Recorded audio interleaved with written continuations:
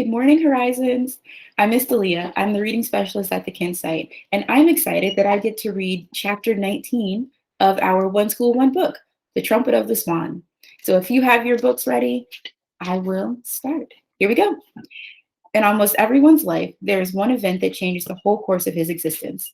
The day Sam Beaver visited the Philadelphia Zoo was the turning point in his life. Up until that day, he had not been able to decide what he wanted to be when he grew up. The minute he saw the zoo, all his doubts vanished. He knew he wanted to work in a zoo. Sam loved every living thing, and a zoo is a great storehouse of living things. It is just about every creature that creeps or crawls or jumps or runs or flies or hides. Sam was eager to see them all, but he had Lewis's problems to solve first. He must save Serena from captivity. So he picked up his rucksack and his sleeping bag and walked into the birdhouse and entered the office. He walked tall and straight, as though he were on a forest trail.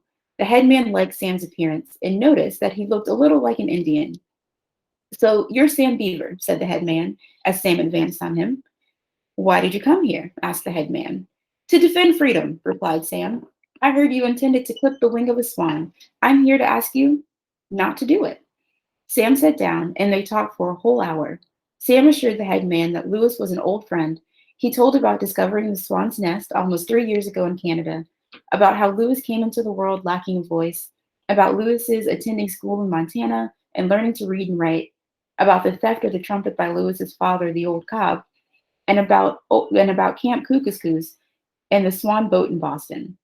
The head man listened with great attention, but he wasn't sure he believed a word of this strange tale.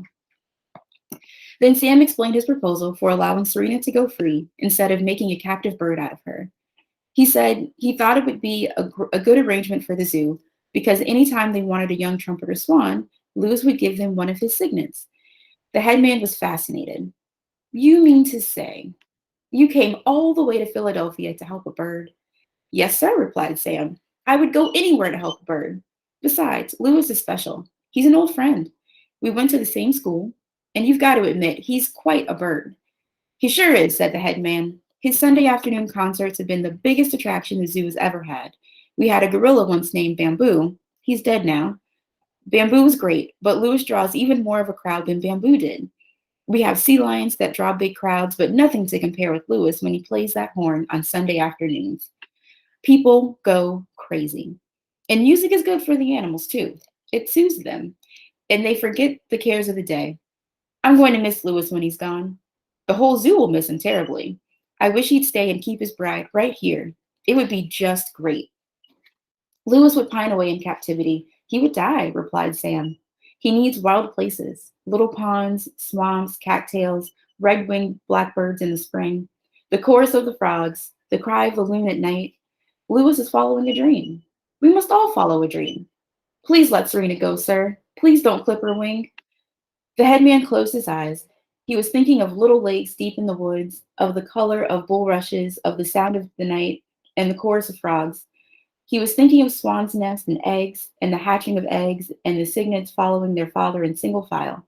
He was thinking of dreams he had as a young man. All right, he said suddenly. Serena can go. We will not clip her wing. But how can I be sure that Lewis will bring me a young trumpeter swan when I need one? How do I know he's honest?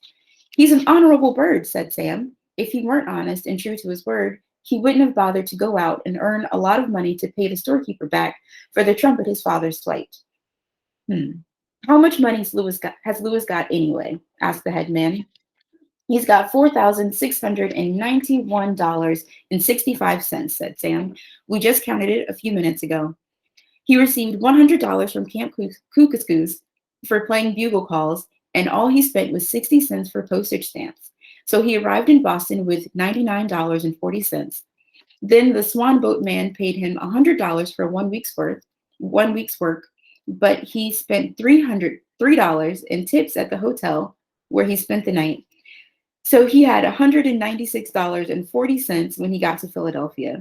The nightclub paid him $500 a week for 10 weeks, which came to $5,000, but he had to pay his agent 10% of the $5,000, and he also spent 75 cents for some new chalk pencils and $4 to send the telegram to me. So that makes a total of $4,691.65. It's a lot of money for a bird. It sure is, said the head man. It sure is. But he is going to pay my airplane fare from Montana to Philadelphia and back again. That will bring the total down to $4,420.78. The head man looked staggered by these figures. It's still a lot of money for a bird, he said. What's he gonna do with it all? He will give it to his father, the old cob. And what's he going to do with it? He will fly back to the music store in Billings and give it to the owner to pay for the stolen trumpet. Give all of it? Yes.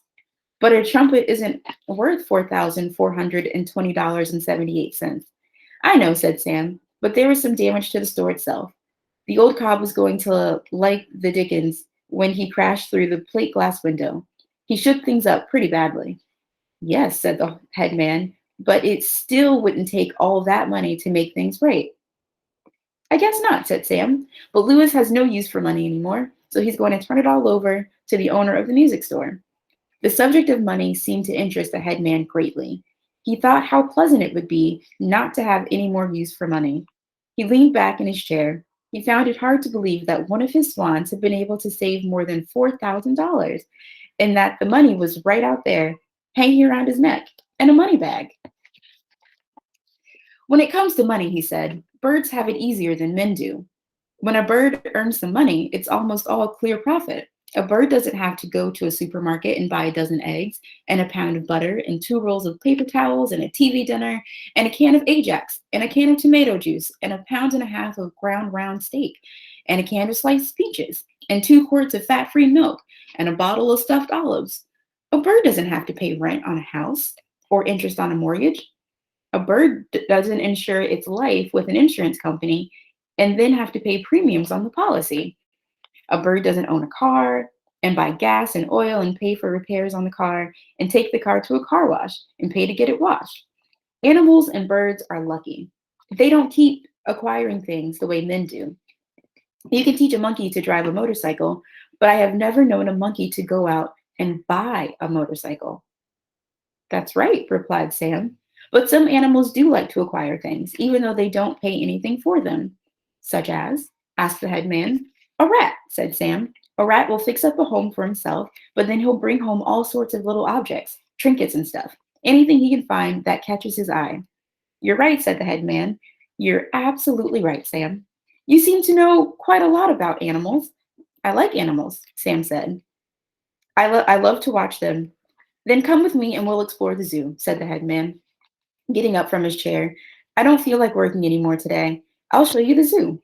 And away they went, the two of them. That night, Sam slept in the headman's office by special permission. He unrolled a sleeping bag on the floor and crawled in. The plane taking him back home would leave in the morning. Sam's head was full of everything he had seen in the zoo, and before he turned out the light, he took his notebook out of his rucksack and wrote a poem. This is what he wrote. Sam Beaver's poem. Of all the places on land and sea, Philadelphia Zoo is the place for me. There's plenty to eat and a lot to do. There's a frigate bird and a tiny shrew. There's a vesper rat and two-toed sloth, and it's fair to say that I like them both.